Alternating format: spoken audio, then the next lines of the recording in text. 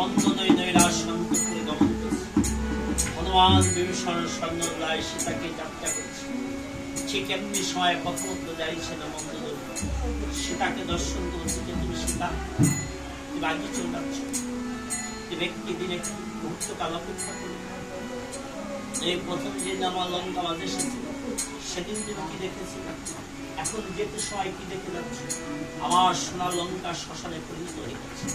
লঙ্কার প্রতি ঘরে শুধু হাহাকার হাহাকার, স্বামীর সংখ্যা পুত্র কমলে আমরা হাজার হাজার নারী জন্য এর কারণ তুমি একা সীতা।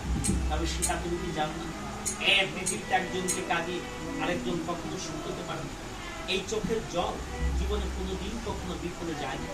তুমি আমাদের সকলের মুখে স্বামী পুত্র শোক অনল জেনে তুমি একাকি তোমার স্বামী তিনি সুখ হতে যাচ্ছ। তবে তুমি শুনে রাখো সীতা, তুমি যে আশা আকাঙ্ক্ষা বুক ভরা ভালোবাসা নিয়ে আর রামচন্দ্রের নিকট চলেছ, আর রামচন্দ্র সেভাবে তোমাকে দেখেন না। তুমি যাও। সীতাদি বলছেন মন্দোদী তুমি কি করবে? তুমি কেন আমার সুখের পথে কাটাবে?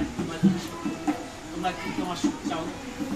সত্য সত্যই সীতাদেবী সে যখন রামচন্দ্রের প্রণাম করেছেন, রামচন্দ্র কথা বলছেন না, মুখ দিয়ে দাঁড়িয়ে আছে।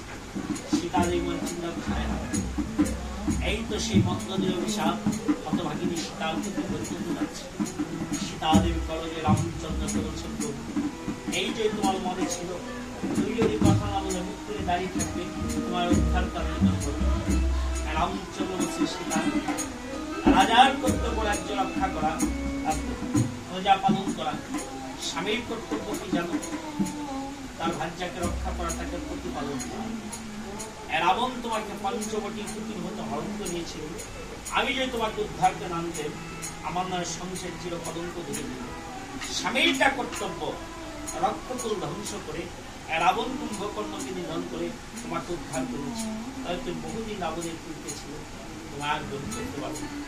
এই মুহূর্তে আমার নয়ন সম্মুখে তো যথাচ্ছা চলবে তোমার রামচন্দ্র দারুণ শ্রমন্ত সীতা দেবী ছুটে গিয়ে রামচন্দ্রের চরণুখা বক্ষমাঝি ধরে ধরে তবে রাম নয়ন রয় বৃদ্ধি উচ্চার বলছি তার বন্ধু করুণা আমি সহায় হারা বান্ধব হারা মাতৃহারা মাতৃহারা পিতৃহারা স্বজন হারা আমার এই পৃথিবীতে আনন্দ তার তৈরি খাইতে পারবো। রামচন্দ্র বলছে সীতা তুমি কেন না? হ্যাঁ তোমার একটু আয়োজন করতে পারি।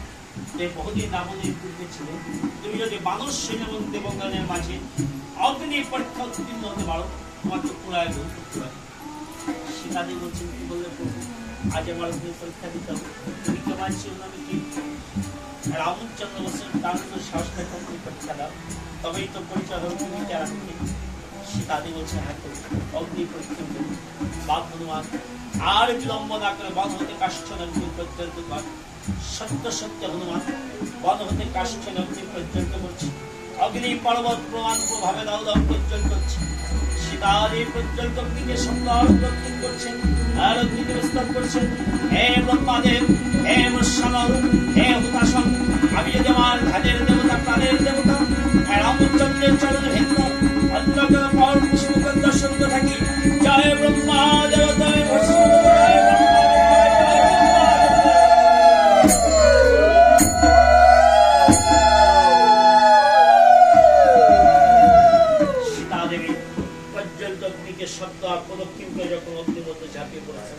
সৃষ্টিকর্তা ব্রহ্মাদেব অগ্নিমধ্য সীতাদেবীকে বলে করে বসে আছেন। চতুর্দিকে দাও দাও প্রভাব অগ্নি প্রয়োজন করছে। কিছু সময় পর সৃষ্টিকর্তা ব্রহ্মাদেব রামচন্দ্রের নিকটে এসে বলছেন প্রভু এই আপনার লক্ষ্যে আপনি গ্রহণ করুন। কার সাধ্য সীতাকে স্পর্শ করেন? রাবণ যখন পঞ্চবটি পুঁজির মতো হরণ করেছিলেন, রাবণ হরণ করেছেন ছায়া সীতা।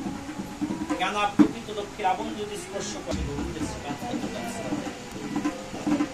রাম সীতা তখন শুভ মিলন হলো